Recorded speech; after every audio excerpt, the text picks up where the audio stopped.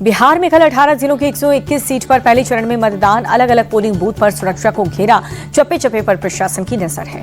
पहले चरण के मतदान के लिए तैयार बिहार। राज्यपाल आरिफ मोहम्मद बोले, सारी तैयारियां पूरी हो गई। बिहार में दूसरे चरण का प्रचार तेज। जेपी नड्डा, राजनाथ सिंह और योगी आदित्यनाथ ने की रैली। प्रियंका और तेजस्वी भी प्रचार में उतरे। पूर्वी चंपारण में बीजेपी अध्यक्ष जेपी नड्डा की रैली हुई। एनडीए का मतलब विकास का प्रतीक। दूसरे चरण के प्रचार में जुटे तेजस्वी यादव कल्याणपुर में बोले, महागठबंधन की सरकार बेरोजगारी से दिलाएगी मुक्ति। रिमोट से चल रही नीतीश सरकार। कल पहले का चुनाव और बीजेपी ने अभी तक सीएम के तौर पर नीतीश का नाम घोषित नहीं किया। तेजस्वी यादव का अटैक। गया की रैली में सीएम योगी आदित्यनाथ का सपा पर हमला। बोले कि उनके समय में गरीबों को लूट करके माफियाओं ने महल बनवाए। हमने बुलडोजर से किया इंसाफ। सासाराम में भी सीएम योगी आदित्यनाथ ने वोट अपील की। कहा कि बिहार का विकास सिर्फ एनडीए ही कर सकती है। योगी के बयान पर अखिलेश का पलटवार। कहा कि बीजेपी वाले अवध भी हारे हैं, मगध भी हारेंगे। सासाराम के करगहर में प्रशांत किशोर ने किया रोड शो। जनसुराज प्रत्याशी को जिताने की अपील। मोकामा में आरजेडी प्रत्याशी वीणा देवी ने संभाला मोर्चा। बूथ को मजबूत करने की स्ट्रैटेजी बनी। बिहार में पहले चरण की वोटिंग से पहले राहुल गांधी की प्रेस कॉन्फ्रेंस। हरियाणा चुनाव के नतीजों को लेकर के चुनाव आयोग को घेरा। प्रेस कॉन्फ्रेंस में राहुल गांधी का सनसनीखेज दावा। कहा कि वोटर लिस्ट में ब्राजील की मॉडल की तस्वीर लगाई गई। जेंसी को खेल समझाने की जरूरत नहीं है। राहुल गांधी का बड़ा आरोप। कहा कि हरियाणा में हर 8 से 1 वोटर नकली है। हरियाणा में 25,41,000 वोटों की चोरी हुई है। हरियाणा के सीएम नायब सिंह सैनी का पलटवार। राहुल गांधी झूठ बोल करके देश को गुमराह कर रहे हैं। वोट चोरी के साथ हरियाणा में सरकार की भी चोरी हो गई है। कांग्रेस नेता भूपेंद्र सिंह हुड्डा का बीजेपी पर अटैक। राहुल के हरियाणा चुनाव पर सवाल को लेकर के बीजेपी का तंज। कहा कि उन्हें बिहार में हार का डर है। बीजेपी ने राहुल पर देश विरोधी षड्यंत्र रचने का आरोप लगाया। कहा कि वो विदेश में जाकर के लोकतंत्र और संविधान को गाली देते हैं। राहुल के आरोपों पर चुनाव आयोग के सूत्रों का दावा, गड़बड़ी थी तो वक्त रहते शिकायत क्यों नहीं की। सूत्रों के अनुसार चुनाव आयोग के सवाल क्या राहुल गांधी अब एसआईआर का समर्थन कर रहे हैं। असम के सीएम हिमंता बिस्वा शर्मा ने राहुल गांधी को देश का दुश्मन बताया। कहा कि इन्हें पाकिस्तान चला जाना चाहिए।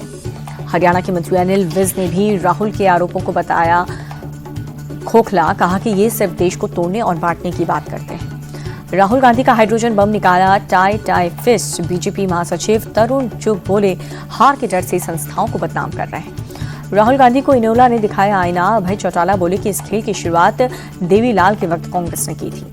महाराष्ट्र सरकार ने मंत्री चंद्रशेखर बावनकुले का बयान। राहुल गांधी देश की इमेज खराब करने में लगे हैं। प्रियंका गांधी ने राहुल के बयान का किया समर्थन। कहा कि लोकतंत्र को खत्म करने में लगी है बीजेपी। अखिलेश ने भी सुर में सुर मिलाए। कहा कि डराना, धमकाना और वोट चोरी करना बीजेपी की पुरानी आदत। जमुई में राजनाथ सिंह ने महागठबंधन को घेरा। कहा कि उनके सीएम फेस पर भ्रष्टाचार के संगीन आरोप है। बिहार में राजनाथ सिंह की पाकिस्तान को चेतावनी। कहा कि ऑपरेशन सिंदूर सिर्फ रोका गया, दोबारा हमला हुआ तो करारा जवाब देंगे। राजनाथ सिंह ने भरोसा जताया। कहा कि इस बार एनडीए को 2/3 से ज्यादा सीटें मिलेंगी। मुंगेर सीट पर जनसुराज को बड़ा झटका। वोटिंग से एक दिन पहले party candidate Sanjay Singh BJP में शामिल हुए। ललन सिंह के बयान पर तेजस्वी का पलटवार। बोले कि दलित गरीबों को वोटिंग से रोक रहे हैं ललन सिंह। तेजस्वी यादव बोले, ललन सिंह का बयान ईसी के नियमों के खिलाफ है। मुकेश सहनी के फैसले को तेजस्वी यादव ने समर्थन किया। मुकेश सहनी की गौरबौन सीट से कैंडिडेट वापस लिए। मतदाताओं को बीच रास्ते में रोकने वाले बयान पर ललन सिंह ने दी सफाई। एफआईआर पर बोले, आरजेडी का ट्वीट भ्रामक है। इस बार अनंत सिंह तोड़ेंगे जीत के सारे रिकॉर्ड। केंद्रीय मंत्री ललन सिंह का दावा। संतोष सहनी के नामांकन वापस लेने पर जेडीयू नेता नीरज कुमार के तेजस्वी यादव पर साधा निशाना। कहा कि वीआईपी पार्टी ने राजनीतिक आत्मसमर्पण कर दिया। पटना में यूपी के डिप्टी सीएम ब्रिजेश पाठक ने महागठबंधन को फ्लॉप शो बताया। बोले कि एनडीए को 170 से भी ज्यादा सीटें मिल सकती हैं। एनडीए नेताओं के दावे पर आरजेडी सांसद मनोज झा का पलटवार। बोले कि ये बदलाव का चुनाव है। आरजेडी नेता मृत्युंजय तिवारी का दावा। बिहार में एनडीए को 60 सीट भी नहीं मिलेंगी। सत्ता का अहंकार बीजेपी और एनडीए को बिहार में बर्बाद करेगा। आरजेडी प्रत्याशी खेसारी लाल को महाराष्ट्र नगर पालिका का नोटिस। मीरा रोड इलाके में अवैध निर्माण तोड़ने का अल्टीमेटम। शारदा सिन्हा की पहली पुण्यतिथि पर पीएम मोदी ने एक्स पोस्ट पर दी श्रद्धांजलि। लिखा कि उन्होंने बिहार की कला संस्कृति को लोकगीतों के माध्यम से एक नई पहचान दी। हरियाणा के पूर्व मंत्री संपत सिंह की 16 साल बाद घर वापसी हुई। बेटे के साथ इनेलो में हुए शामिल।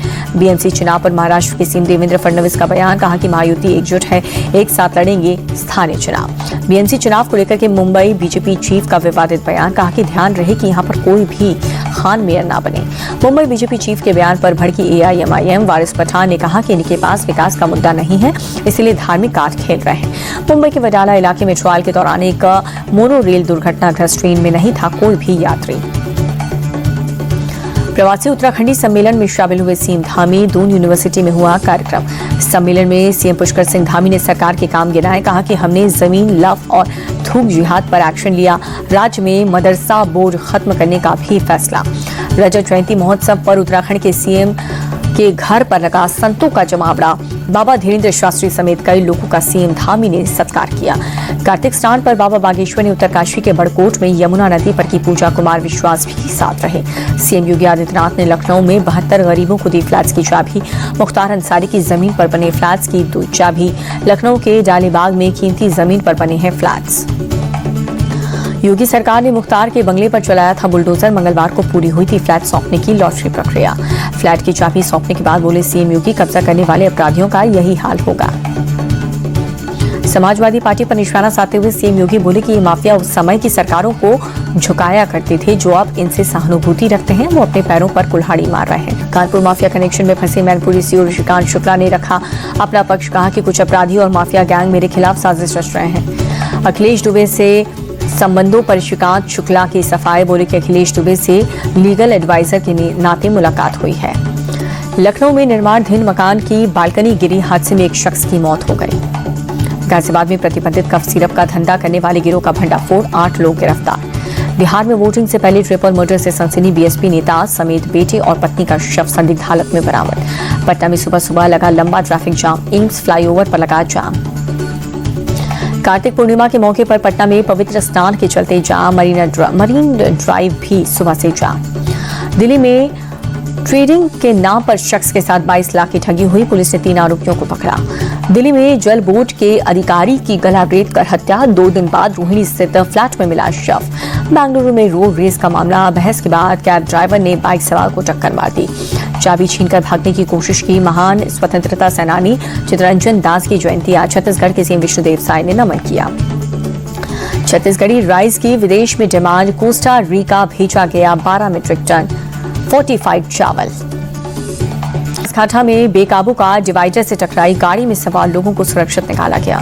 गुरुग्राम में द्वारका एक्सप्रेसवे पार कर ऑटो की टक्कर हुई। हादसे में 2 लोगों की मौत, 4 घायल। चेन्नई में सफाई कर्मियों का अनोखा अंदाज में प्रदर्शन देखने को मिला। स्थायी नौकरी की मांग को लेकर के बीच पर धरना दिया। बंगाल के नदिया में बीएसएफ और स्थानीय पुलिस की झड़प हुई। नशीले पदार्थ की जब्ती पर भड़का बवाल। हिमाचल के लाहौल स्पीति में हुआ स्नोफॉल हुआ। बर्फ की मोटी चादर में लिपटे दिखे पहाड़। सीमा पर भी गुरुपूरब का जश्न। एलओसी टिटवाल स्थित गुरुद्वारे को रोशनी से सजाया गया। 2022 में गुरुद्वारे का हुआ था जीर्णोद्धार। 1947 में पाकिस्तान से हुई झड़प में पहुंचा था नुकसान। पंजाब समेत कई राज्य में आज गुरु नानक जयंती की धूम है। अमृतसर के स्वर्ण मंदिर में सुबह से ही श्रद्धालुओं की भीड़।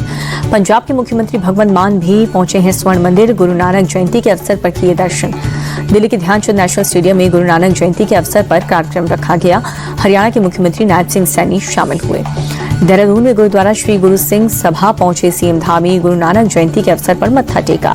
मुंबई में गुरुद्वारा श्री दशमेश दरबार में सुबह से पहुंच रहे श्रद्धालु गुरु नानक जयंती के अवसर पर टेक रहे हैं मत्था।